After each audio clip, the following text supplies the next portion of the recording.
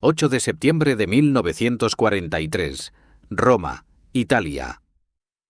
Mussolini había sido derrocado semanas antes, el 25 de julio, y el nuevo gobierno, encabezado por el mariscal Pietro Badoglio, había firmado en secreto un armisticio con los aliados el 3 de septiembre. Cuando el armisticio se anunció oficialmente el 8 de septiembre, el rey Víctor Manuel III confirmó la rendición de Italia. Para los aproximadamente 600.000 soldados italianos que combatían en el norte de África y en Europa, aquel momento creó una crisis legal y existencial sin precedentes. Ya no eran soldados de una nación en guerra, pero tampoco eran prisioneros de guerra en el sentido tradicional. Existían en un limbo jurídico. En cuestión de semanas, unos 50.000 soldados italianos quedaron bajo custodia estadounidense. El ejército de Estados Unidos tuvo que tomar una decisión: cómo tratar a los italianos capturados que, técnicamente, habían cambiado de bando. Estos hombres, campesinos de Sicilia, obreros de Milán, reclutas de Nápoles, habían sido obligados a luchar por un gobierno fascista que la mayoría jamás apoyó. Ahora, convertidos en los nuevos aliados de Estados Unidos contra Alemania, ocupaban una posición ambigua. Algunos fueron reclasificados como unidades de servicio italiano, Italian Service Units. Otros siguieron siendo considerados prisioneros de guerra. Muchos no sabían ni siquiera en qué situación se encontraban. Lo que ocurrió después desafió toda lógica militar y cuestionó los principios básicos de la repatriación, el nacionalismo y el concepto de hogar. Para 1946, cuando la guerra en Europa terminó y los prisioneros se preparaban para regresar a una Italia devastada, miles de ellos se negaron o retrasaron su regreso. Muchos pidieron, algunos incluso suplicaron, quedarse en Estados Unidos.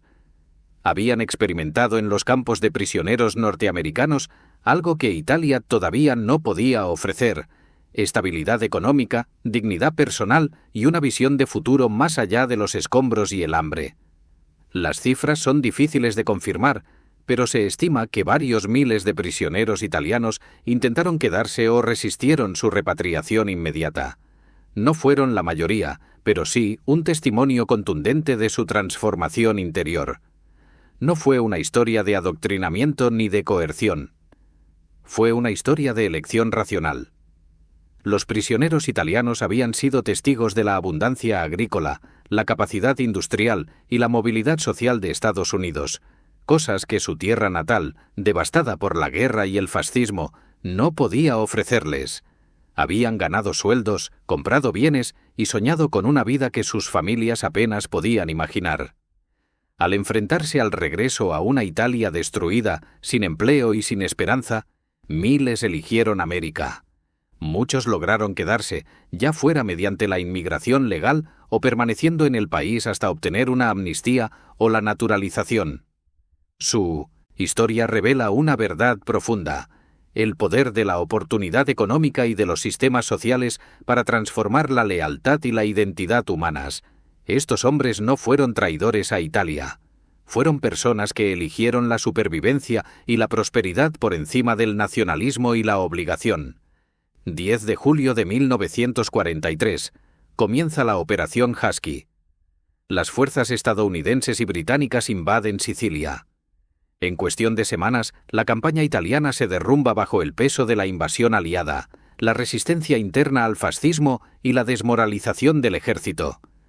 Mussolini había mantenido el poder gracias al control totalitario y al nacionalismo italiano, pero ambos se habían agotado. La invasión provocó una crisis inmediata dentro de la jerarquía militar italiana. A comienzos de septiembre de 1943, el rey Víctor Manuel III y los altos mandos comprendieron que Italia no podía continuar la guerra. El 3 de septiembre, las negociaciones secretas entre representantes italianos y los aliados concluyeron con la firma del armisticio, que se anunciaría el 8 de septiembre. El momento fue catastrófico para los soldados italianos. No recibieron ninguna orientación militar coordinada. Las fuerzas de la Wehrmacht, anticipando la traición italiana, se movieron con rapidez para desarmar y capturar unidades italianas. El caos se apoderó de toda la península. Aproximadamente 600.000 soldados italianos fueron capturados casi al mismo tiempo por dos ejércitos distintos, los alemanes y los aliados. Los que cayeron en manos alemanas a menudo fueron ejecutados o encarcelados en condiciones brutales, mientras que los que alcanzaron las líneas aliadas enfrentaron un trato incierto. El ejército estadounidense se encontró con un dilema logístico y legal sin precedentes.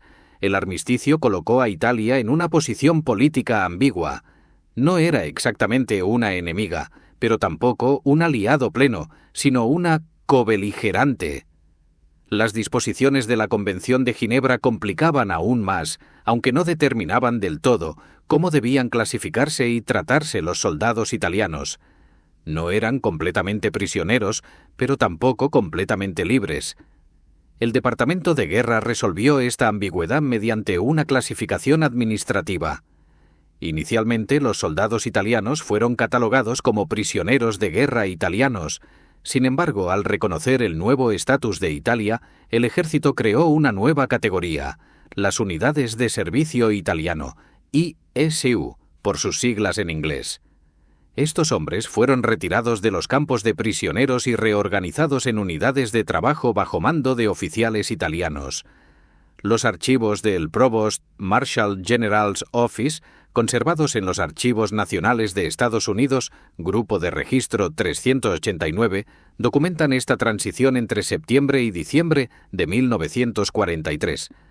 Unos 40.000 soldados italianos fueron reclasificados como personal de las Italian Service Units. Los restantes 10.000 a 15.000 continuaron en los campos de prisioneros. La diferencia no era menor. Los miembros de las ISU recibían salarios ligeramente más altos, de entre 1 y 1,50 dólares al día, frente a los 80 centavos de los prisioneros. Usaban brazaletes distintivos que los identificaban como cobeligerantes y tenían ciertas libertades, como permiso limitado para visitar pueblos cercanos. Más importante aún, se les otorgó una ficción legal. No eran prisioneros, sino soldados italianos operando bajo supervisión estadounidense. Esa distinción administrativa tuvo consecuencias inesperadas. Al eliminar el estigma psicológico de enemigo prisionero y convertirlos en trabajadores cobeligerantes, el ejército estadounidense normalizó, sin proponérselo, su presencia en las comunidades locales. Los civiles, especialmente en las zonas rurales de Texas, Oklahoma y Luisiana, donde se concentraban los campos de ISU, empezaron a ver a los italianos no como enemigos, sino como trabajadores más. Los propios soldados, al dejar de ser considerados prisioneros, desarrollaron un tipo distinto de relación psicológica con sus captores. La reorganización también generó dilemas de lealtad inesperados. Los miembros de las ISU seguían bajo las órdenes de oficiales italianos, muchos de ellos simpatizantes del fascismo o, como mínimo, políticamente comprometidos. Esos oficiales, que también estaban en una situación limitada, tenían su propio dilema.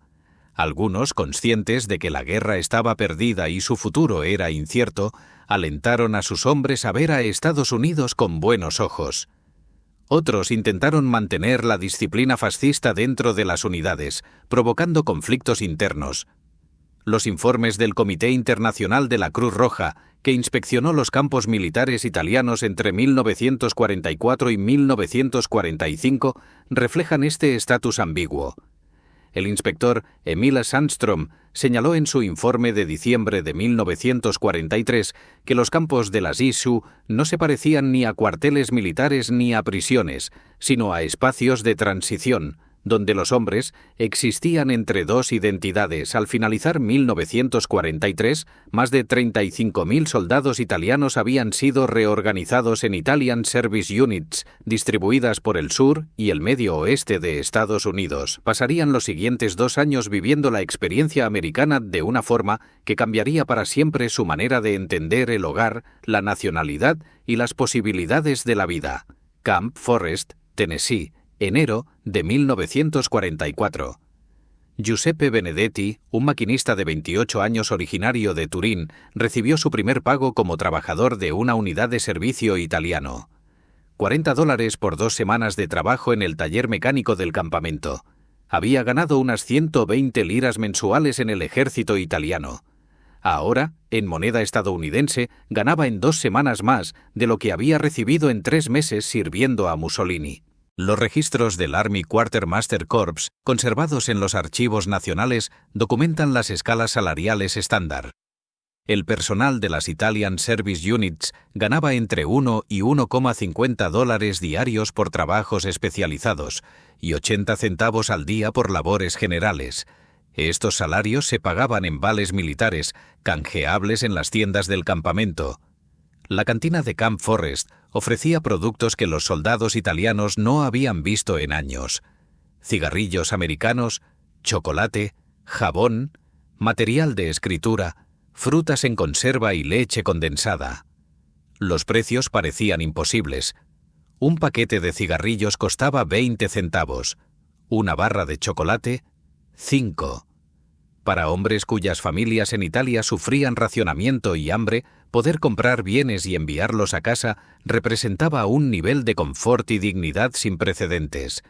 La Cruz Roja y otras organizaciones enviaron millones de paquetes durante ese periodo, y los prisioneros italianos, tanto los de guerra como los de las unidades de servicio, enviaban regularmente provisiones a sus familias. Esa ayuda fue un salvavidas vital que permitió sobrevivir a muchos hogares durante la hambruna de la posguerra. Benedetti compró una máquina de escribir en la tienda del campamento por $18. El material de papelería era barato y abundante. Por primera vez en su vida, podía permitirse enviar varias cartas a la semana a su familia en Turín. Sus cartas, conservadas hoy en archivos italianos, reflejan su asombro ante la prosperidad estadounidense. «Gano más aquí como prisionero», escribió a su esposa, «que en cualquier fábrica italiana. La comida abunda. El trabajo no es duro. Ya estoy ahorrando dinero.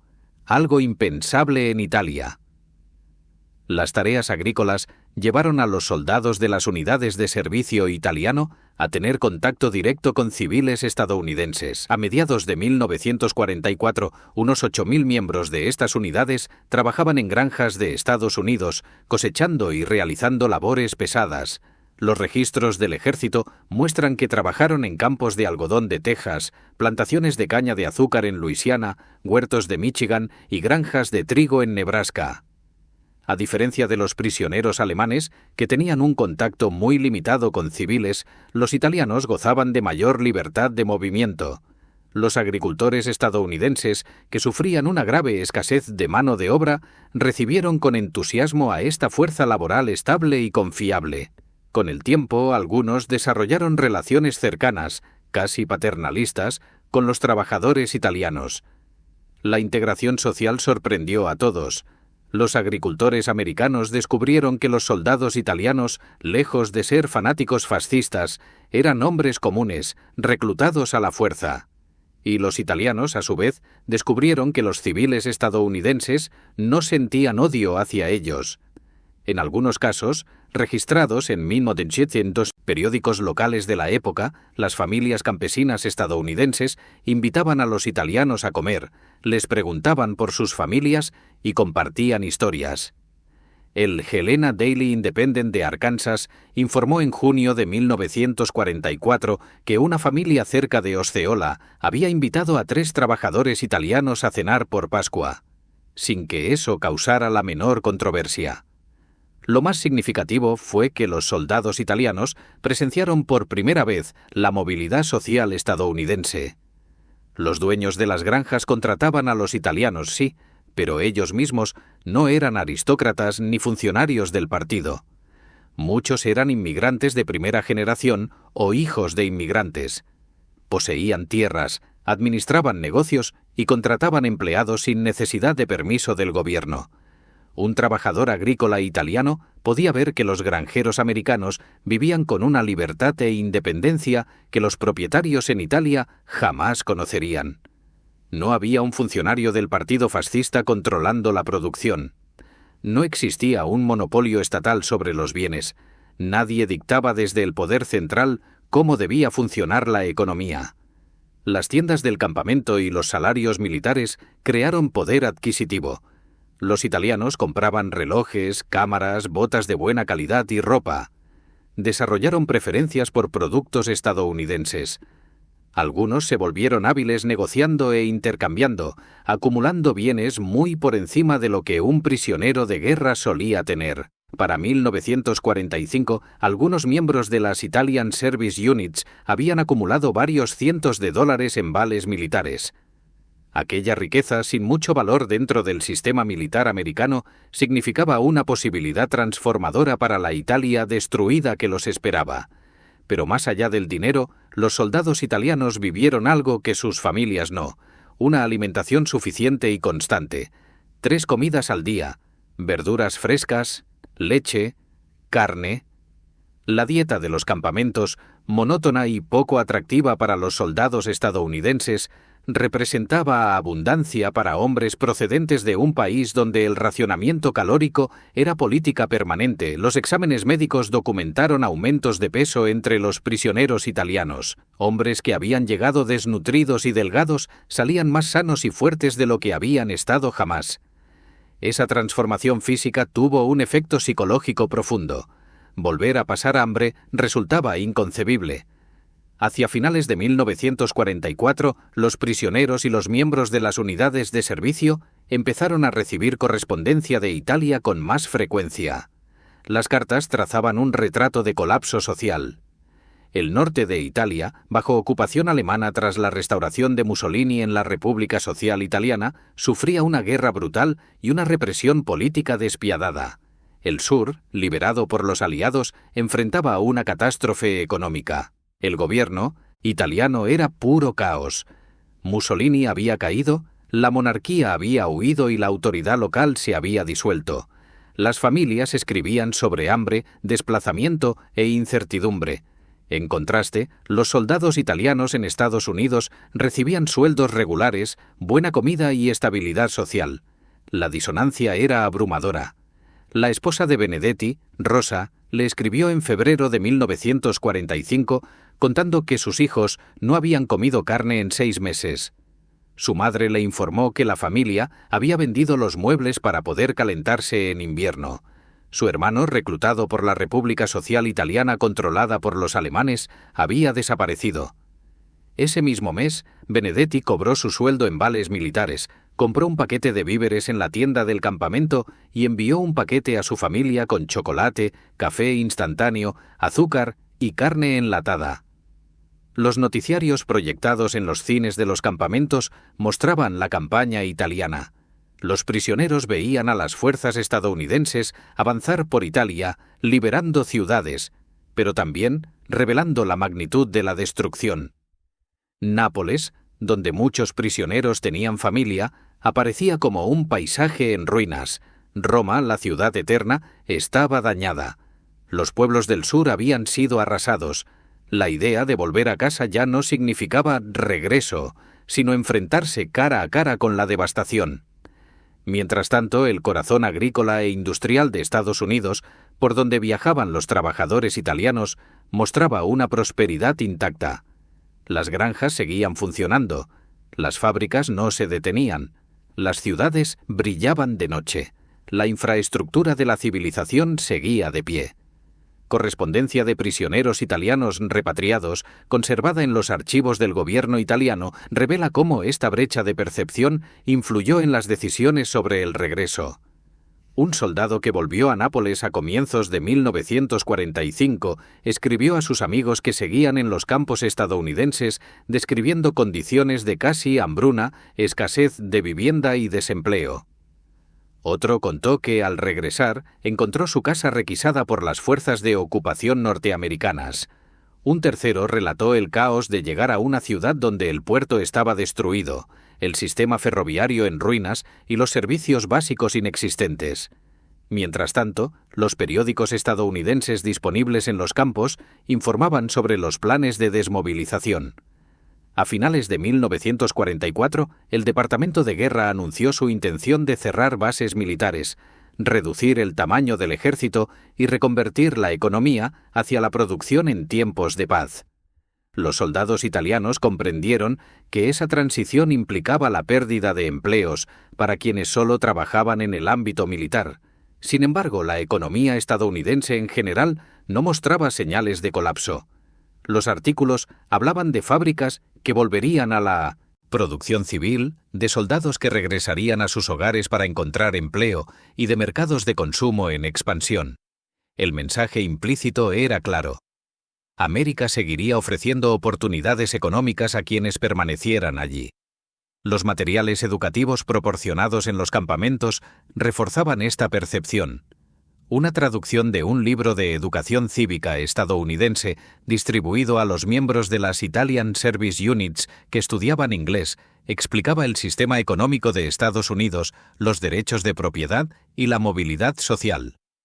El texto subrayaba que los estadounidenses podían poseer tierras, abrir negocios y trasladarse libremente entre estados. Para los soldados italianos, provenientes de un régimen fascista con un control económico completamente centralizado, aquellas ideas no eran simples lecciones, eran revelaciones. En la primavera de 1945 comenzó a circular por los campamentos el rumor de que la guerra estaba por terminar. Los preparativos de repatriación se intensificaron. El ejército emitió avisos a los miembros de las Italian Service Units. Serán devueltos a Italia una vez concluidas las hostilidades en Europa. La reacción de muchos no fue alivio, sino pánico. Los soldados empezaron a pedir excepciones, prórrogas o permisos especiales para quedarse.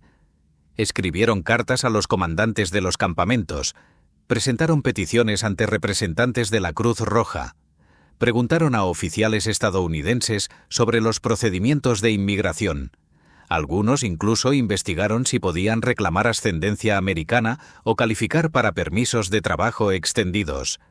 La lógica detrás de sus solicitudes era evidente. Un soldado que ganaba $1 al día podía acumular $360 al año. En la Italia devastada no existía empleo alguno que se le acercara.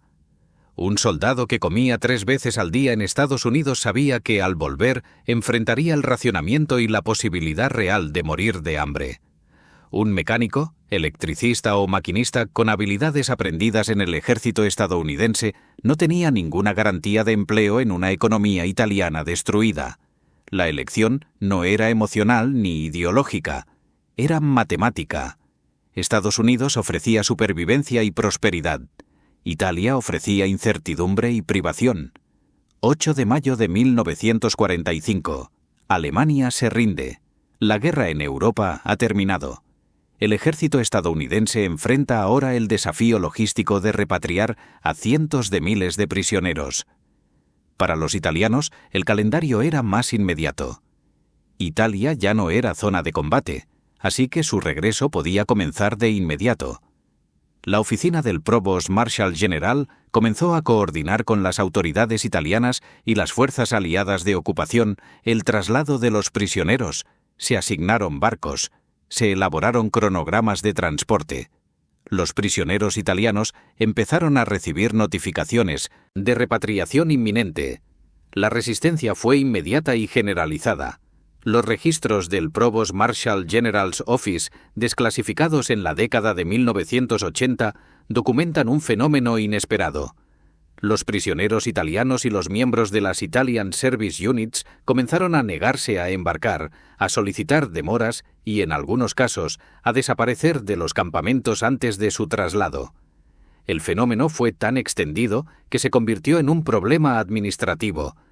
Los comandantes de los campos informaban a las autoridades superiores que no podían obligar a repatriarse a los italianos que se resistían físicamente o simplemente escapaban por voluntad propia. Desde el punto de vista legal, la situación era ambigua.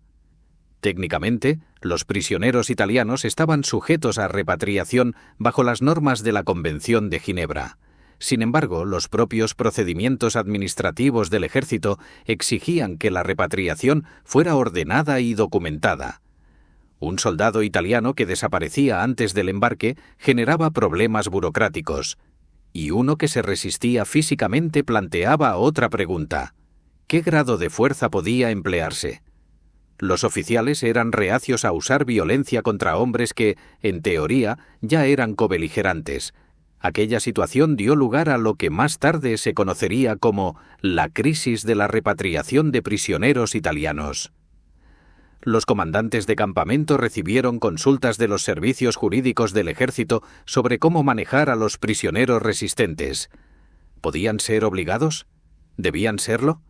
¿Cuáles serían las consecuencias legales de repatriar por la fuerza a hombres que habían sido reclasificados como miembros de las Italian Service Units y que por tanto ya no eran técnicamente prisioneros de guerra?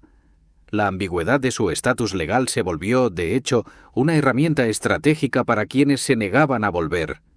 Un fenómeno paralelo ocurrió con los soldados italianos que habían sido dada de baja legalmente de las Italian Service Units. Por acuerdo con el gobierno italiano cobeligerante, el ejército estadounidense autorizó la baja honorable de aquellos que habían servido satisfactoriamente. Estos hombres ya no eran prisioneros ni personal militar, se convertían en extranjeros civiles, sujetos a los procedimientos migratorios ordinarios. Entre mayo y agosto de 1945, unos 3.000 soldados italianos fueron dados de baja con honores. Aunque técnicamente enfrentaban la deportación como extranjeros enemigos, ya no estaban sujetos a órdenes de repatriación militar. Podían solicitar asilo o estatus migratorio ante el Departamento de Estado. Algunos lo lograron y permanecieron en Estados Unidos gracias a esa vía administrativa. La Cruz Roja Internacional trató de mediar. El inspector Emil Sandstrom abordó el tema durante su inspección de julio de 1945 en los campamentos de Texas. En su informe señaló que los prisioneros italianos parecían reacios a regresar y que los comandantes no sabían cómo proceder.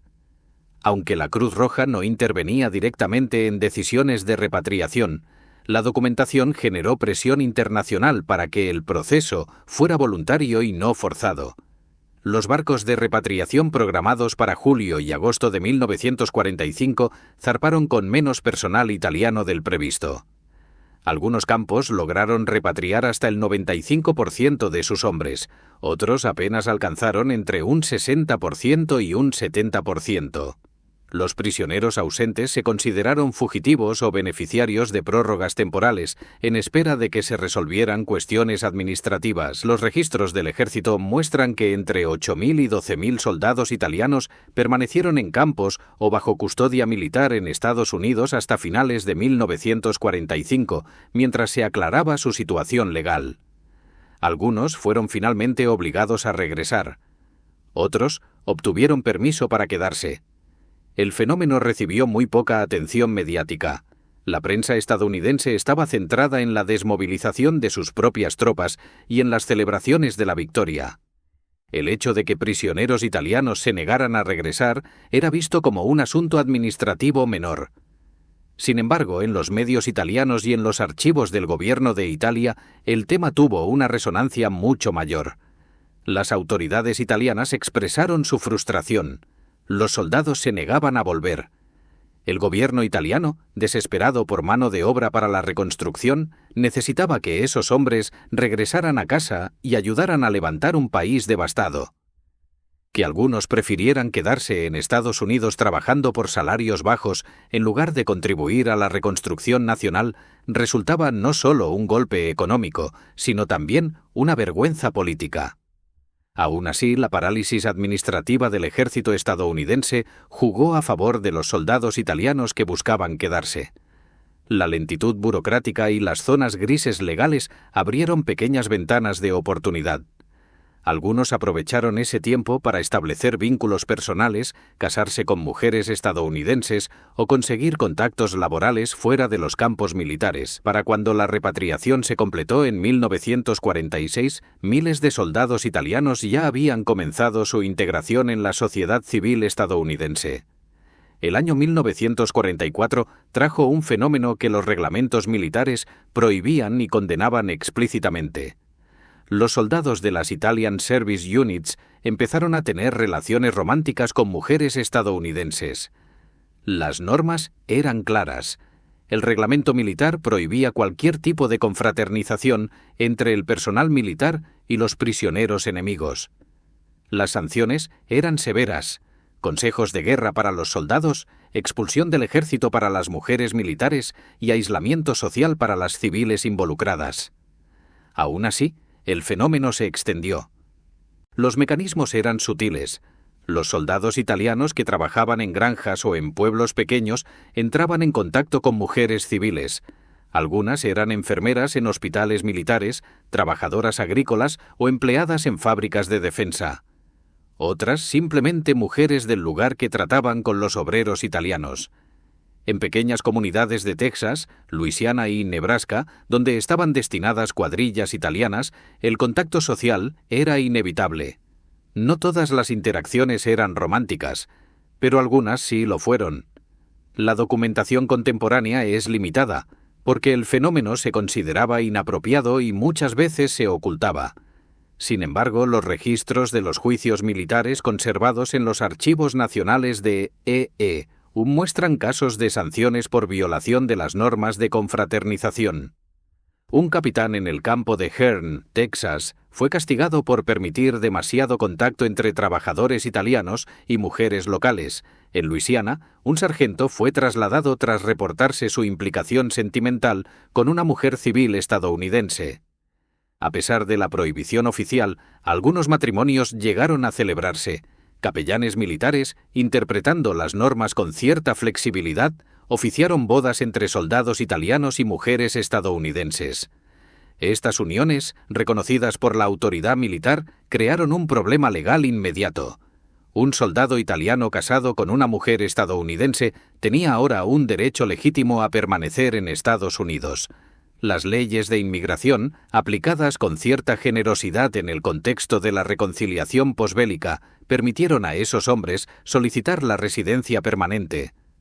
Para 1946 se habían celebrado entre 400 y 500 matrimonios de este tipo, en su mayoría entre miembros de las Italian Service Units y mujeres estadounidenses. Este fenómeno complicó enormemente los planes de repatriación. Un soldado casado no podía ser deportado sin más. Su esposa tenía derecho legal a solicitar su residencia. Los asesores jurídicos del ejército concluyeron que la repatriación forzosa de soldados casados podía causar incidentes diplomáticos y violaciones de derechos civiles. Por ello, los soldados casados fueron retirados de las listas de repatriación y se les permitió tramitar sus casos por los canales civiles correspondientes. Los registros de matrimonios en los juzgados de condado del sur de Estados Unidos documentan estas uniones. En el condado de Caldwell, Texas, los archivos del Tribunal de Lockhart registran 23 matrimonios entre soldados italianos y mujeres estadounidenses entre 1944 y 1946. Patrones similares aparecen en los registros de otros condados del sur. No todos los matrimonios fueron bien recibidos. Algunas mujeres enfrentaron rechazo social. Sus familias cortaron todo contacto, y en algunas comunidades la desaprobación fue abierta. Para muchos, esos hombres seguían siendo enemigos, aunque simpatizaran con ellos. Sin embargo, la existencia de esposas estadounidenses cambió radicalmente la posición legal y social de los soldados italianos. Un hombre con una esposa americana ya no podía ser expulsado fácilmente del país. Esa mujer tenía derechos constitucionales. Podía acudir a los tribunales para impedir la deportación de su marido. Las complicaciones legales que surgieron de estas situaciones generaron una parálisis burocrática que, en la práctica, favoreció a los soldados. En un sentido más amplio, estas relaciones significaban la entrada real en la sociedad estadounidense. Un soldado que se casaba con una mujer americana entraba también en su red familiar, su comunidad, su mundo social. El acta de matrimonio no era solo un gesto romántico, era una ancla legal, un símbolo de arraigo, y también una forma explícita de rechazar el regreso a Italia. Un hombre casado con una mujer estadounidense ya no podía afirmar que solo esperaba su repatriación. Había establecido vínculos permanentes. Algunos de esos matrimonios prosperaron durante décadas, otros se disolvieron rápidamente. En muchos casos, los soldados se casaron movidos tanto por afecto genuino como por la certeza de que el matrimonio era la vía más segura para quedarse en Estados Unidos. Fue a la vez un acto romántico y estratégico. Y las mujeres no eran ingenuas. Muchas sabían que sus maridos italianos buscaban una manera de permanecer en el país. Algunas lo desaprobaban moralmente. Otras lo aceptaban como una realidad práctica de los tiempos de guerra y posguerra.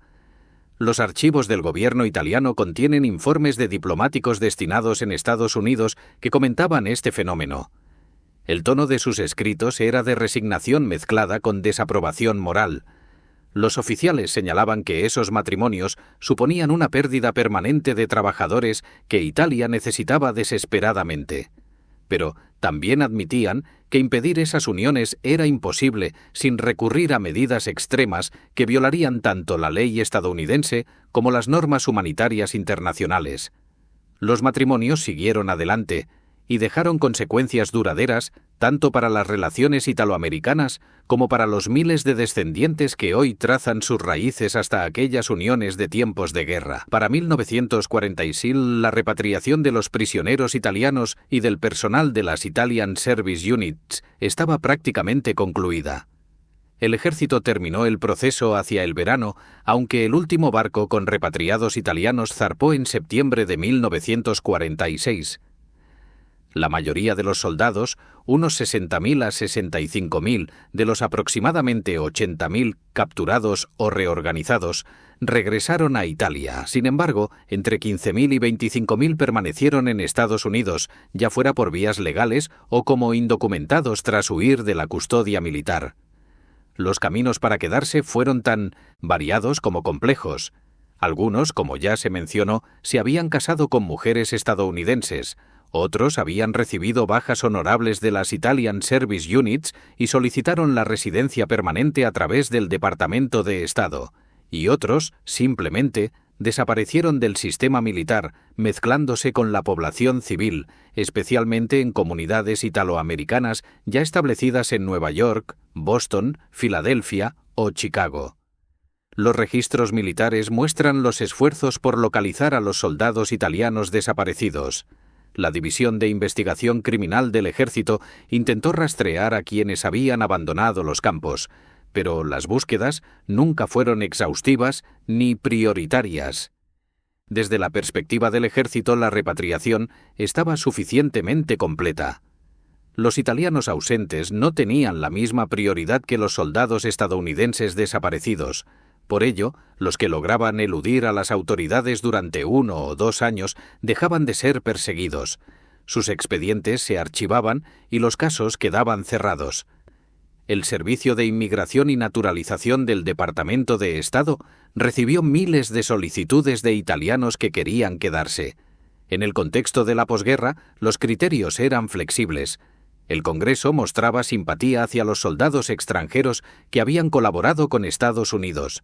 La administración del presidente Harry Truman apoyaba esta idea, viéndola como un gesto de reconciliación y compromiso humanitario. Entre 1946 y 1950, unos 5.000 a 8.000 exprisioneros italianos obtuvieron la residencia permanente mediante los canales de inmigración oficiales. El empleo fue el factor decisivo para determinar quién se quedaba y quién regresaba. Los soldados italianos que habían establecido vínculos laborales fuera del sistema militar podían solicitar quedarse alegando que ya contaban con un trabajo civil. Algunos fueron contratados por empresas estadounidenses antes de su repatriación y recibieron patrocinio corporativo para tramitar su estatus migratorio. Un soldado que trabajaba para una empresa agrícola, una fábrica o un ferrocarril podía argumentar que su empleador necesitaba sus servicios. En muchos casos, esas solicitudes fueron aprobadas. Giuseppe Benedetti, el tornero de Turín mencionado al comienzo, siguió un camino diferente. No estaba casado. No tenía empleo fuera del sistema militar. Su repatriación estaba programada para agosto de 1945. Sin embargo, en julio solicitó una extensión de 30 días, alegando retrasos administrativos en la tramitación de su estatus. Se la concedieron. En agosto pidió otra prórroga, por el mismo motivo, y se la concedieron nuevamente. Para septiembre, su situación se había vuelto ambigua. El barco asignado para su repatriación había zarpado sin él. El ejército intentó localizarlo dentro del sistema de campos, sin éxito. En octubre, Benedetti se presentó voluntariamente en una oficina legal del ejército y solicitó una baja honorable de su estatus en las Italian Service Units. Afirmó que nunca había sido fascista, que había cooperado plenamente con las autoridades estadounidenses y que deseaba inmigrar legalmente al país por vías civiles. Su solicitud fue aceptada. En diciembre de 1945 ya no era personal militar, sino un civil italiano residiendo en Estados Unidos con estatus temporal, a la espera de completar su proceso de inmigración. Había logrado recorrer el camino burocrático de prisionero militar a inmigrante civil. Otros italianos siguieron estrategias similares.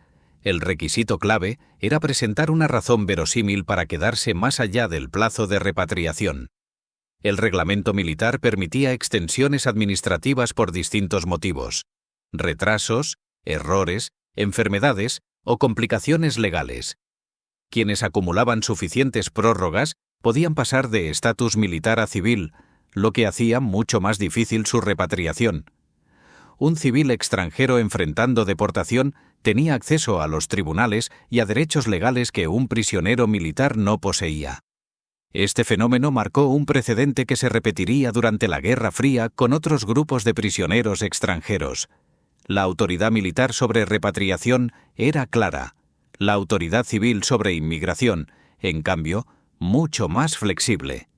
Al pasar del ámbito militar al civil, estos hombres transformaban un trámite administrativo en un proceso legal, abriendo la posibilidad real de permanecer en Estados Unidos. Las comunidades italoamericanas jugaron también un papel importante. En grandes ciudades, las iglesias católicas y las sociedades de ayuda mutua ofrecieron alojamiento temporal y contactos laborales. Las redes familiares facilitaron empleo y vivienda. Un soldado que lograba llegar hasta una comunidad italoamericana tenía muchas más probabilidades de integrarse y escapar de la custodia militar. Para 1947, el fenómeno prácticamente había terminado. Los que iban a quedarse ya lo habían conseguido. Los repatriados estaban en Italia, enfrentando las duras realidades de la reconstrucción. Pero la consecuencia fue clara. Miles de soldados italianos que se negaron a regresar tuvieron que aprender a vivir como inmigrantes en América, muchas veces sin papeles ni un camino legal definido. Los registros oficiales indican que entre 1943 y 1946 fueron repatriados a Italia unos 79.000 prisioneros y miembros de las Italian Service Units. Esa cifra es técnicamente correcta, pero engañosa desde el punto de vista administrativo. La repatriación nunca fue completa. Entre 15.000 y 20.000 italianos lograron quedarse en Estados Unidos, ya fuera escapando antes de su salida programada o consiguiendo permiso para permanecer. Las consecuencias fueron profundas. A diferencia de la mayoría de los procesos de repatriación, en los que los prisioneros regresan y se reintegran a la vida nacional, estos italianos construyeron vidas completamente nuevas. Se casaron con mujeres estadounidenses, fundaron familias, formaron comunidades y criaron hijos americanos. Sus descendientes crecieron hablando inglés, y muchos apenas conservaron la lengua o las costumbres italianas. Así nació una nueva rama de la diáspora italoamericana, distinta de las oleadas migratorias anteriores. Los datos del censo de 1950, analizados décadas después, revelan una anomalía demográfica. Una presencia de hombres italianos en edad militar que no coincide con los registros oficiales de inmigración. El demógrafo Richard Alba, en su estudio de 1985, Italian Americans, Into the Twilight of Ethnicity, observó estos patrones inexplicables: hombres italianos que aparecían en los censos sin que existieran registros de su llegada. La evidencia sugiere que muchos entraron sin documentos formales o con expedientes extraviados en el caos de la posguerra. Giuseppe Benedetti, siguiendo con su ejemplo, obtuvo la residencia permanente en 1947. En 1948 se casó con una mujer estadounidense de origen polaco. En 1953 se nacionalizó estadounidense.